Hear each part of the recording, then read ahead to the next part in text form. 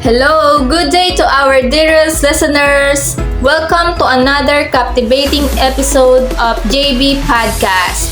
I'm your host today and I am Joyce Bituin, your guide to understand our chosen topics. With gratitude, I extend my thanks to each one of you for tuning in. So, in our episode today, we will explore on how being literate when it comes to globalization, cultural and multicultural that can provide to each one of you a knowledge and inspiration. Now, get ready your ears and listen. We know that in our 21st century, we are facing the new environment and we're here in the modern world that globalization, cultural and multicultural evolve. First, let's talk about the globalization. Do you know what globalization is? So, according to Leuven Institute 2017, globalization is the process of integration between people, business entities, governments, and cultures from other nations, driven by international trade and investment, and supported by information technology. So, in other words, globalization is like a powerful force that connects everyone worldwide, affecting how we live every day, no matter where we are or how much we interact with other cultures. This makes things like clothes, entertainment, and technology more connected. Although cultures have interacted before, globalization now happens faster and bigger. Now, what was the impact of cultural and multicultural literacy in globalization? As an individual, we need to be a literate person. We know that being literate means having an ability more than just to read and write, but in being really knowledgeable in a particular subject. First, let's talk about cultural literacy. So, what cultural literacy means? So, the term cultural literacy that coined by Hirsch 1983, it is referring to the ability to understand the signs and symbols of a given culture and being able to participate in its activities and customs as opposed to simply being a passive and outside observer. In other words, it emphasizes the culturally literate person is able to talk to and understand others of that culture with fluency. We know that understanding different culture is important, right? In a globalized world. It helps people to communicate better, avoid misunderstanding, work together effectively, and respect each other.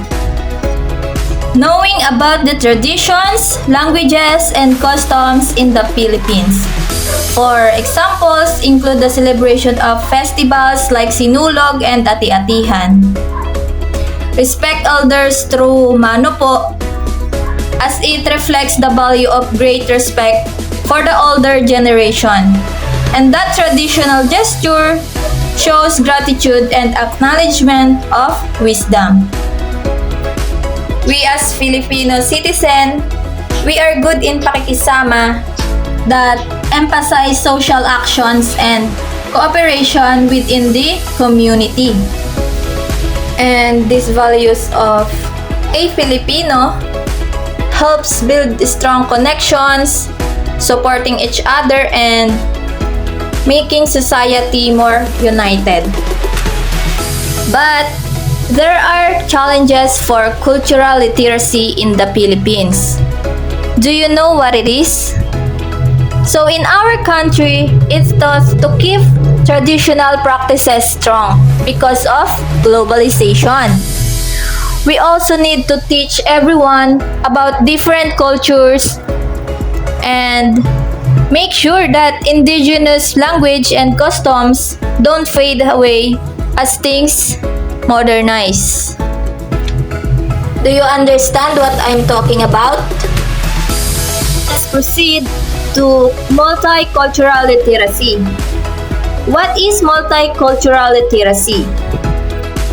Multicultural literacy refers to the aptitude of looking at and understanding something without any cultural biases. In other words, it emphasizes that multicultural literacy means being good at understanding and getting along with different cultures. And it helps us deal with conflicts caused by identity and values differences in our globalized world. Also, it involves knowing how to communicate respectfully and effectively with any culture, recognizing and celebrating differences without putting any culture down. As a multicultural literate means more than just knowing languages. It's about having the right attitudes and beliefs. That's why we have a question. Why should I treat people from other cultures with respect? This question is important in teaching multicultural literacy. While it might seem obvious for peace, not everyone values peace equally. Some cultures might find it easier to destroy opponents than to understand them. So, as an individual, you need to consider your own behavior, breaking small rules or being selfish. The real question is, why should I value another culture or person more than myself? So this dilemma rooted in genetics and survivals lead to discrimination. In addressing it, educators emphasize knowing and appreciating different cultures, recognizing discrimination in one's own culture, and embracing core values that genuinely believe in the equal value of all people. In essence, beliefs and actions as a teacher profoundly influence the students' understanding of multiculturalism. In overall, understanding globalization, cultural and multicultural literacy means appreciating different cultures, communicating between them, and realizing how global societies depend on each other. Thank you, and that's all for today's episode.